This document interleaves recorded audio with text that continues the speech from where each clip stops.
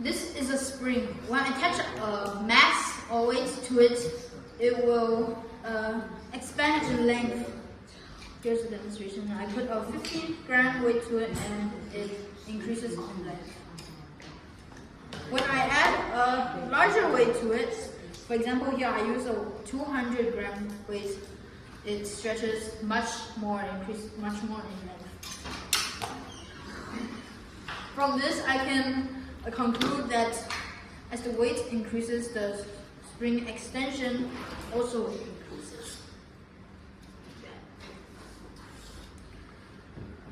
Right.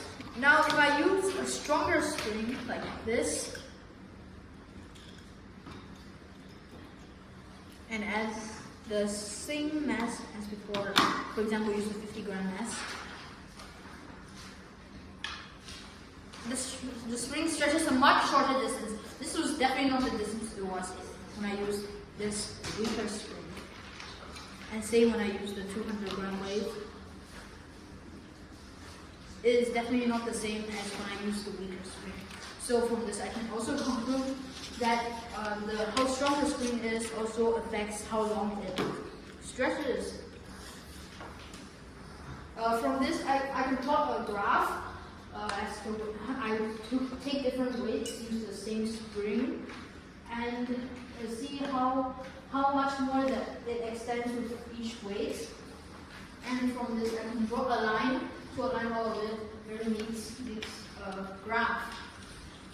I can also swap the weights with how strong strength of the spring, and it will be something very similar to this. Right, now I'll talk about with oscillation. When I add a weight to this and just let it go, it will bounce up and down. I can count the number of bounces and then I can write it down.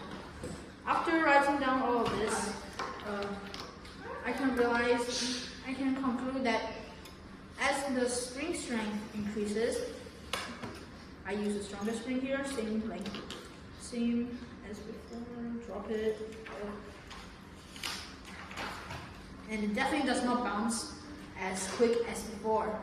This is because the weight oscillation varies with the strength of the spring, and also it's affected by the weight. Here if I use 50-gram, 1, 2, like this, or I can use 200-gram and it's much slower. So weight oscillation also varies with the weight added. I can also write this in a graph.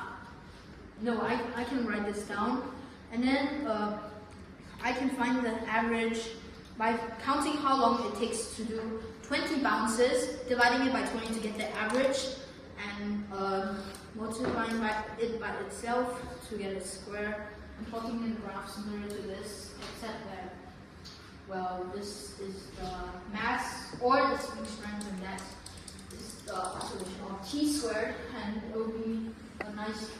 And with that, that's all I want to say.